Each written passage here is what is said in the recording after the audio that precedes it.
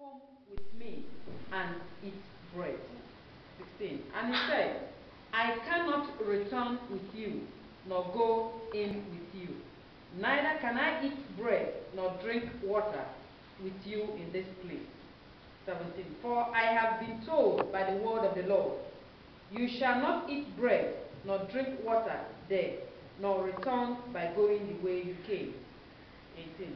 He said to him, I too am a prophet as you are. Hallelujah. This is where we stopped last week. This is the old prophet speaking to what? To the new prophet from what? Judah. And I said we have to what? Be careful who we listen to. When you follow the spirit, it's life. The flesh is what? Death. Now God has spoken. The prophet of God has heard what God said. He went, and then the actions and everything that took place really confirmed that indeed he has been sent of God. The king wanted to offer him some food, and he said that no way, I'm not going to eat because God has commanded me. And I want to believe that God has commanded some people here this very afternoon for a job to be done in this land. Hallelujah. Amen. God has commanded you to be here because there is an assignment on your word, on your life that you need to accomplish for God. And if you want to accomplish that assignment, then you have to close your ears from what others will say. Because others have come here with a different agenda. In the kingdom of God, when you go inside, you will meet different people with different agendas. Hallelujah. They have different agendas. Some has come because they know that when I'm married inside the church, I will get a good one. When I go outside and got married, maybe with somebody from the pub, I may, not enjoy my marriage because that one cannot sit down when I ask her to sit down. So in the church, people will come knowing that you are listening and they want to. Hallelujah. God has given us an assignment. And the assignment God has given us is that we have to just obey what He wants us to do. So number one, the man of God, number one assignment is that a servant of God might speak the word of God. Did he speak the word of God? Yes, he did. And what happened? God confirmed his word. Hallelujah. And number two, a servant of God must what? Do the will of God.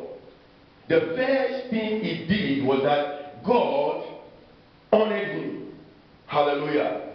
By taking that step and then going to the place where the children of God who are supposed to look up to God were being drawn back by this idol, and they were what? Sinning against God. So he went there and he spoke the word of God, and God confirmed it. He must what? He should continue with that obedience. But the voice that came to him was that I too am what? A Christian like you. Beware of those who will say, I'm a Christian like you. So this one that you are talking about is the norm. Everybody is doing it. So you don't worry about it. You can go ahead and do it, and God is going to pardon you. He will not pardon you.